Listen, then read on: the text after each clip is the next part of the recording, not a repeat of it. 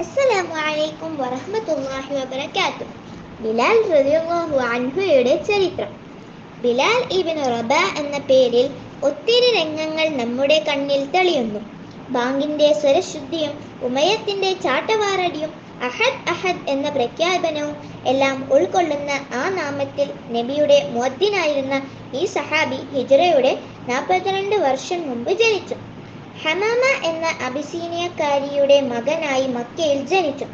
അവരുടെ അടിമത്വ ജീവിതം മൃഗങ്ങളുടെ കൂടെയായിരുന്നു. ചാക്കു ഉടുത്താണ് ചന്തയിൽ വിൽപ്പനയ്ക്ക് വെച്ചിരുന്നത്. കറുത്ത തൊലിയുള്ള ആ ശരീരം വിൽപ്പനയ്ക്ക് വെച്ച അദ്ദേഹത്തെ ഉമ്മയത്ത് വാങ്ങി അടിമയാക്കി. മനുഷ്യനെ സ്നേഹിക്കുന്ന ഒരു ആദർശമുണ്ടെന്ന അറിവിൽ ബിലാൽ റളിയല്ലാഹു അൻഹു നബിയിൽ വിശ്വസിച്ചു, ഇസ്ലാം സ്വീകരിച്ചു. പുതിയ ആത്മവിശ്വാസം അയാളിൽ ഉണ്ടായി എന്ന വിവരം അറിഞ്ഞ ഉമയ്യത്ത് ബിലാൽ റളിയല്ലാഹു അൻഹുവിനെ ക്രൂരമായി പീഡിപ്പിക്കാൻ തുടങ്ങി. അപ്പോഴും അഹദ് എന്നല്ലാതെ ആ നാവിൽ നിന്ന് സ്വയം രക്ഷയ്ക്ക് വേണ്ടി ഒന്നും വന്നില്ല.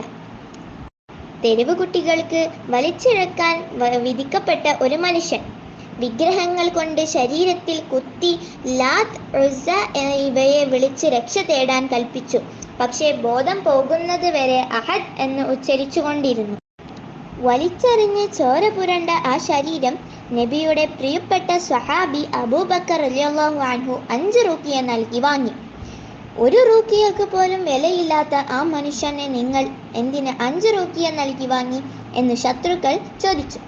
100 റൂഖിയ നൽകി വേണമെങ്കിലും ഇസ്ലാമിന് വേണ്ടി ഈ വിലപ്പെട്ട മനുഷ്യനെ എടുക്കാൻ തയ്യാറാണെന്ന് അബൂബക്കർ റളിയല്ലാഹു അൻഹു ശത്രുക്കളെ തെളിയിച്ചു. നബിയുടെ അടുത്ത് എത്തിച്ച ബിലാൽ റളിയല്ലാഹു അൻഹുവിനെ കെട്ടിപ്പിടിച്ച് കൂടെ നിർത്തി. ഉയർന്ന കുടുംബത്തിൽ പിറന്ന എല്ലാവരെയും മാറ്റി നിർത്തി ആദ്യത്തെ ബാങ്ക് വിളിയുടെ ഉത്തരവാദിത്തം നബി സല്ലല്ലാഹു അലൈഹി വസല്ലമ ബിലാൽ റളിയല്ലാഹു അൻഹുവിനെ ഏൽപ്പിച്ചു. മദീനയുടെ മുഅദ്ദിനായി നബി ആദ്യമായി തെരഞ്ഞെടുത്തത് ബിലാൽ റളിയല്ലാഹു അൻഹുവിനെയാണ്. പിന്നീട് നബിയുടെ നിർദ്ദേശപ്രകാരം എത്രയോ തവണ മദീനയിൽ ബാങ്കൊലി വീണത് കറുത്ത വർഗക്കാരനായ അടിമക്കാരനായിരുന്ന ബിലാൽ റളിയല്ലാഹു അൻഹുയുടെ അതരത്തിൽ നിന്നായിരുന്നു. പിന്നീട് മക്ക വിജയ ചരിത്രത്തിൽ തല ഉയർത്തിപ്പിടിച്ച് അന്ന് ദ്രോഹിച്ചവരുടെ മുന്നിൽ ഇസ്ലാമിൻ്റെ ഇസ്സത്തുമായി തിരിച്ചു വന്ന ബിലാൽ റളിയല്ലാഹു അൻഹു കാണുന്നത് പണ്ട് ദ്രോഹിക്കുമ്പോൾ നോക്കി നിന്നവരെല്ലാം തല താഴ്ത്തി നിൽക്കുന്നതാണ്. ആക്രമിക്കപ്പെട്ട കഅബയുടെ മുമ്പിൽ മുസ്ലിങ്ങൾ നിസ്കരിക്കാൻ നിൽക്കുകയുണ്ടായിരുന്നു. ആദ്യമായി അവിടെ ബാങ്കോലി ഉയരണം. നബി സല്ലല്ലാഹു അലൈഹി വസല്ലമ കൂടി നിന്ന ജനങ്ങളുടെ ഇടയിൽ എൻ്റെ ബിലാൽ എവിടെ എന്ന് ചോദിച്ചു. ആക്രമിക്കപ്പെട്ട ആ നാട്ടിൽ നമ്മുടെ പ്രിയങ്കരനായ ബിലാൽ റളിയല്ലാഹു അൻഹു അഭിമാനത്തോടെ ഇസ്സത്തോടെ തല ഉയർത്തിപ്പിടിച്ച് അടിമയായ മനുഷ്യനെ നേതാവാക്കിയ ആദർശനത്തിൽ നിന്നുകൊണ്ട് അല്ലാഹു അക്ബർ അല്ലാഹു അക്ബർ എന്ന് ധ്വനി ഈണത്തിൽ വിളിച്ചുകൊണ്ട് ബാങ്ക് പൂർത്തിയാക്കി. നബിയുടെ വഫാത്ത് ദിവസം ആ വിടവാങ്ങൽ താങ്ങാൻ കഴിയാതെ നിന്ന ബിലാൽ റളിയല്ലാഹു അൻഹു ബാങ്ക് വിളിക്കാൻ തുടങ്ങി. അഷ്ഹദു അന്ന മുഹമ്മദൻ എന്ന് ഉച്ചരിക്കുമ്പോഴേക്കും അദ്ദേഹത്തിൻ്റെ ബോധം നഷ്ടപ്പെട്ടു. മദീന പള്ളിയിൽ താഴെ വീണു.